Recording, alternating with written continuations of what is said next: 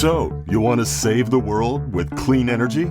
Make money doing it? Confused about the economic and technical realities of residential and commercial solar, batteries, heat pumps, EVs? Want the real-world scoop on new energy technologies, not manufacture hype? Then tune in to the Weekly Energy Show, hosted by Barry Cinnamon. Insights from Barry's 40-plus years in the solar and energy industry will help you understand the future ways we'll generate and consume energy. And now, here's Barry. Welcome to this week's Energy Show. All right, so a little bit of a change. I'm going to start this week's show off with a poem. Here it is. Quote, "I think that I shall never see a poem as lovely as a tree." That's by Joyce Kilmer. And the reason why I'm talking about that is I recently saw new legislation called the Trillion Trees Act. It's pretty straightforward.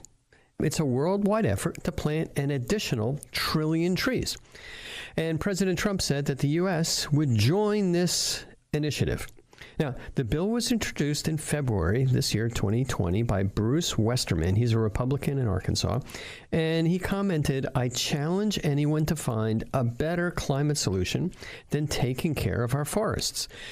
And Republican Representative Steve Stivers of Ohio hailed the act as offering a powerful solution to combat our changing climate. Now, this initiative claims, you're kind of reading the fine print of the initiative, it claims that 1 trillion trees is an important part of solving the global climate crisis. And yeah, I kind of like that comment because in and itself, it's an acknowledgement by Republicans that there's a problem with global climate. They're acknowledging that there's a crisis.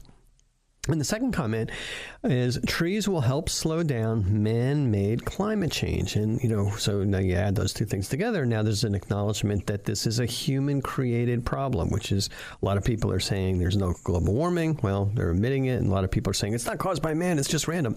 Well, it's a human-created problem. So I think, really, from the get-go, it's good to hear that the Republicans in Congress are recognizing this problem, and it's a man-made cause. You can't really solve a problem until you acknowledge it. It's there. So that's good. So it could be a great concept. I mean, after all, who doesn't love trees? Joyce Kilmer loves poems better than trees. But anyway, and who would come out against planting trees? This is kind of one of those things like, why wouldn't you want to sign this legislation? Everybody loves trees.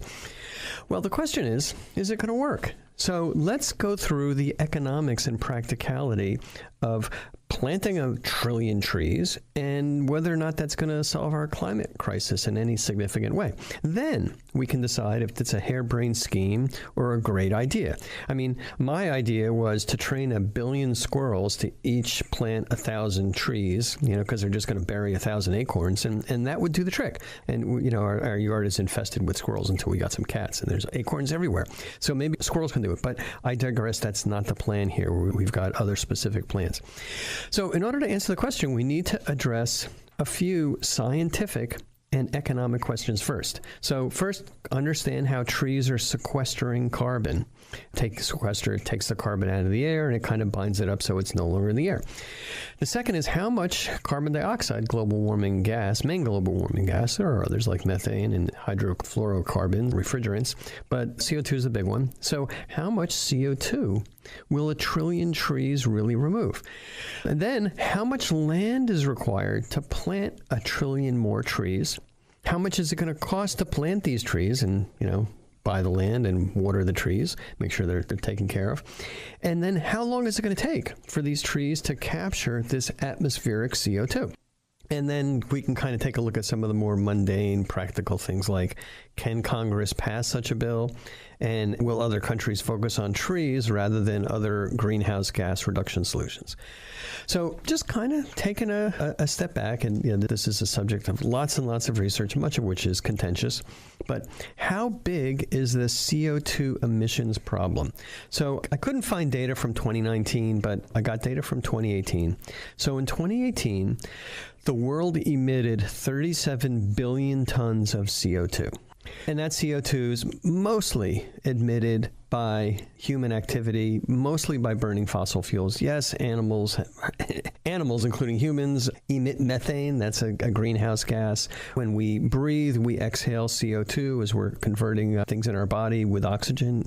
Eat food that's got carbon in it. That gives us the energy. When we break those bonds, that's creating CO2. But the vast majority of that CO2 is emitted by humans. So basically, we've got to get that 37 billion tons down to like negative, less than zero, so we can start to solve the problem. Because if we just wanted to stay at the current steady state of 412 parts per million of CO2, it's 412 parts per million. It's never been this high during, thousands and thousands of years. And that high level of CO2 correlates directly to the warming conditions of the Earth, and the ice sheets are melting, and that's creating sea level rises and all kinds of other problems. But in order to stay at 412 parts per million, we need to stop emitting CO2. So we have to find a way to get 37 billion tons of CO2 per year, stop emitting that. In addition, we'll get to this in a sec, we need to kind of find a way to lower the amount of CO2 that's in the atmosphere. So not just continue to add, but find a way to subtract it, lower it. All right. So the world is warming at this 412 part per million CO2 level. It was warming even when it was lower. So we need to reduce it. And in order to reverse global warming, we have to find a way to get a lot more CO2 out of the atmosphere than that 37 million that we're emitting. So there's something called the Intergovernmental Panel on Climate Change, IPCC, and they're the ones that are doing all the studies. They're the ones that are kind of helping understand how we're able to keep the Earth's climate from not going up by more than 2.5 degrees C, which is it already is in many places. But they're the ones that are kind of aggregating all of the worldwide science. This isn't science just from the United States. It's science from all around the world. And I like it that it's a worldwide scientific effort because it kind of takes away some of the politicization that happens in countries that perhaps for one reason or another aren't agreeing that there's a global warming problem. So the IPCC estimates that we need to pull out from 100 to 1,000 billion tons of CO2 to reverse climate change by 2100, so 80 years from now. Huge range, right? So it's 100 billion tons to 1,000 billion tons. Basically, they're really not sure. So let's just pick a round number of 500 billion tons. So that's kind of the challenge. We've got to stop emitting 37 billion tons of CO2 every year. We've got to somehow find a way to pull 500 billion tons of CO2 that's already in the atmosphere out. Okay.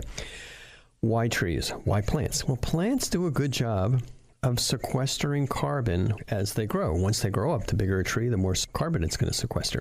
So the process is as follows. Plants, in the photosynthesis process, absorb CO2 from the air. They get energy to do this from this nuclear fusion reactor called the sun. So it's photosynthesis is turning the energy from the sun with CO2 into cellulose structures. This is kind of like the wood, cellulose. It's part of our skin. Just a lot of things are made out of protein. Cellulose is one of them. And it turns into those structures, which basically are the leaves, the branches, the trunks of the trees. And as they do that, they're absorbing the CO2, they're emitting oxygen. So I think Ronald Reagan famously once said that we're going to improve the air by planting a lot of trees, and he was right to a certain degree. That will help improve the oxygen level by absorbing CO2, and carbon gets captured inside the cellulose and then releases the oxygen. So trees are great. Different species of trees might be better than others. Some are going to grow faster. Some may not shed the leaves as much. But then keep in mind, so let's say a tree grows up, a big, redwood tree or an oak tree, whatever, and all of the carbon dioxide that they absorb over their lifetime turns into wood and branches and leaves or needles in the case of a coniferous tree. And it's kind of bound up in there, but it doesn't stay there forever. If the tree dies, when the tree dies, they decay, and the CO2 is released back into the air. I mean, it might take 10, 20 years for the tree to completely decay. The leaves will obviously decay faster, but the CO2 is released back into the air. If you burn the trees, obviously burning it, you're going to release the CO2 more quickly. 1 million years ago or more, I don't know how many, 20, 30 million years ago, the trees that were, the plants that were around the Earth at that time, they all died and they piled up, and that's actually where we got the hydrocarbons for. The oil was basically created from plant-based material as it was compressed and turned into hydrocarbon. So that's the basic process. A plant, trees are really good, will then capture the CO2 and bind it up into the structure of the tree. So the good idea here is if we take barren, fertile land, so barren means, all right, you don't really have something there. You're not going to chop down a forest to plant more trees. You're not going to knock down houses to plant trees. You're going to find barren land land. It has to be fertile land. You're not going to be able to do this in the Sahara Desert. It needs water and they need good soil. But if we plant trees there, in about 20 or 25 years, these trees would have grown and sequestered a significant amount of carbon dioxide. And the key point is that these trees need to stay there. You can't then log the trees, because as you log the trees, you're going to be converting a good percentage of that CO2 that was sequestered, that was captured in the leaves and the branches and the wood. You're going to be basically burning that or decomposing that. It's going to go back into the atmosphere. So the trees have to stay there. And that's key. And, obviously you can't burn the trees because, boom, you're going to kind of directly be generating that CO2. So it's not worth it. So you got to make sure that those forests are permanent. So let's just kind of do a little back of the envelope calculation. Let's figure out how many trees are needed to get to zero CO2 emissions in the world. So the U.S. Forest Service estimates that each tree is going to sequester 88 pounds of carbon dioxide a year. So do a little bit of math. 37 billion tons of CO2 added to the atmosphere every year, divided by 88 pounds, in converting pounds into tons, blah, blah, blah. It means that we're going to need 840 billion trees. This is 20 years after they've been planted, so they're kind of running at full blast. That's a mature tree. 840 billion trees to zero out our CO2 emissions, 0.84 trillion. Pretty close. Okay, now, 840 billion trees to zero out the world's carbon emissions, but we have to clear out another 500 billion tons of CO2 in the atmosphere to reverse climate change by 2100. So I'm doing some calculations here. Let's say it takes 20 years for this whole program to get into effect, and then let's say these trees are growing, 840 billion trees are growing for 60 years. So for 500 billion tons divided by 88 pounds per tree divided by 60 years means that we need another 189 billion trees to kind of get to the goal, at least in this act, by 2100 of reversing climate change. I think 2100 is too late, but we'll have to deal with that. All right, so 189 billion plus 840 billion, hey, that's pretty close to the trillion trees number. Somebody did some math in Congress. As we used to say in college, it's good enough for government work. In this case, literally.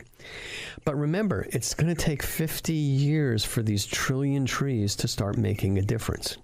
All right, so that's the timing, basically. So how much land is it going to take? That's like a big question. Now, by the way, just to kind of put things in perspective, we've got about 3 trillion trees already in the world. I mean, there was probably more 200 years ago or 500 years ago before mankind started chopping down trees for pastures, for housing, for crops, things like that.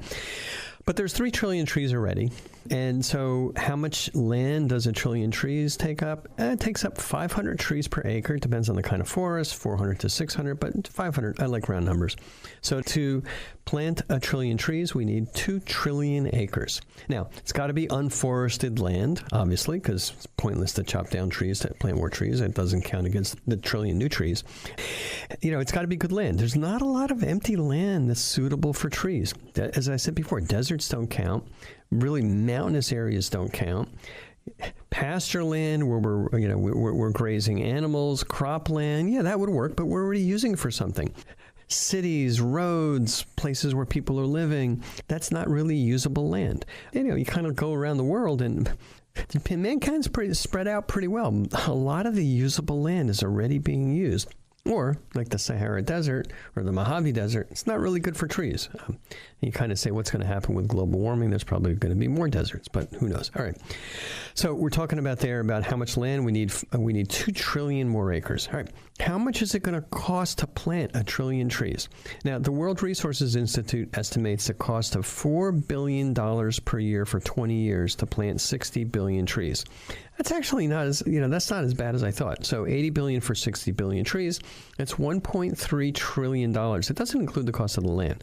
But, I've seen other estimates in the past where they're talking about, all right, what's it going to cost to resolve this global climate change crisis? I think the number that sticks in my mind is $900 billion a year for 10 years. It's going to make a dent in it. So 1.3 trillion for trees is, not bad. Spread that out over 20 years, it's about, 600 billion a year, not that big a deal. It's billion here, billion there. All right.